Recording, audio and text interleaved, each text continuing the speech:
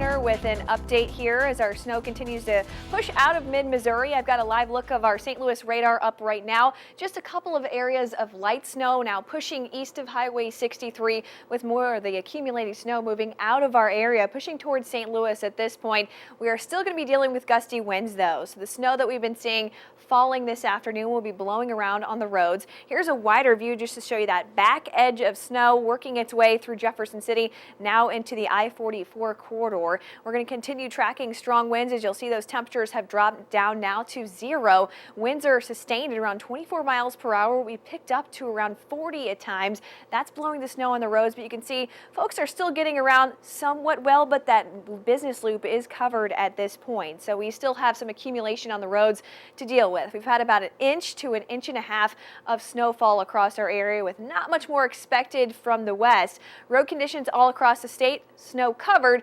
patchy on the interstates. And as you'll see, those wind gusts are up to around 25 to 30 miles per hour at this point. So we're going to continue tracking those strong winds from the northwest. That will give us visibility issues throughout the rest of this evening and likely into tomorrow. Wind chills have dropped down to about 20 to 25 degrees below 0. This means the time for frostbite to set in is around 15 minutes. So try to limit your time outside with your skin exposed as much as possible and make sure your pets are limiting their visits outside as well. Make sure they're bundled up if you do have to go outdoors. Feels like about 18 degrees below 0 in Jefferson City right now. That wind chill in Columbia about -24, and it's going to get even colder tonight. So our winds are going to be sustained at around 25 miles per hour into the rest of this evening. Wind chill by 9 o'clock down to 33. And as we get into the rest of tonight, I'm going to be tracking even cooler temperatures. Our overnight lows dip down well below 0. It feels like about -30 in the morning tomorrow. And we don't see a whole lot of improvement during the day. 15 to 25 degrees below 0 is what is expected through much of the day. And then by Christmas Eve morning, our weather alert day continues. We've stopped here at 6 a.m. The temperature in the morning at sunrise around -2, but it feels like 22 degrees below 0. Here's a look at the top 5 coldest wind chills in Columbia.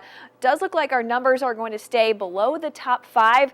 The coldest recorded wind chill we've ever had was back in 1985 with -44. I don't think we're going to see that quite cold, but it's definitely going to be brutal the next couple of days. Here's what our future track looks like in the next hour or so at the back edge of that snow moving east of Highway 54. From there, it's brutal temperatures and gusty winds that we'll be dealing with through Friday. So likely going to be a largely sunny day, but it's going to be tough to see that sunshine with that wind blowing around that snow through much of the afternoon. But I'm not expecting any more snowfall at least until Sunday night. Here's the traffic breakdown. Not expecting great road conditions tonight, as we're going to be expecting low visibility tonight into tomorrow morning. Perhaps some improvement tomorrow night into Saturday as winds start to ease a bit, but we're still going to have some areas of patchy blowing snow, and those brutal temperatures are going to be sticking around through at least Christmas morning.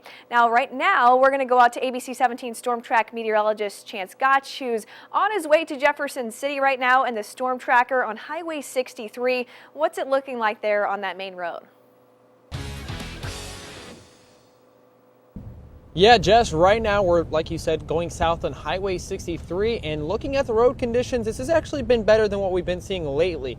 Now, for the most part, the right lane heading south has been completely cleared, while the left lane is still seeing some straggling snow. Now, with the higher winds like you've been mentioning, we are still tracking that blowing snow moving back over the roadways, but as you start to paint a picture, you're seeing a pretty clear right lane, but that left lane has a lot of snow on it, and it's actually kind of packed down a little bit, making for some slippier roadway conditions. Now that wind, as you start to get into open areas that's kind of like this where it's more of a shootout, not seeing it as much, but you're seeing some heavier bands of snow when we get to those open areas, as that wind can gust up to the mid-30s. But right now, looking pretty good. Secondary streets, though, and rural streets looking completely covered, and really going to start to feel and notice that as you're starting and stopping. So give yourself plenty of space, just because you're not going to have as much friction to work with on the roadways.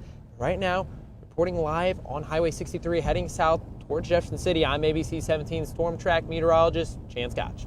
And of course, you can see that packed down left lane. It's going to be tough for road crews to put any treatment down because the temperatures are going to be below 10 degrees. And after that point, it is hard for that to be effective. So thank you, Chance, for that report. We're going to continue tracking this storm and the effects throughout the rest of tonight. We'll have another update on abc17news.com at 4 o'clock.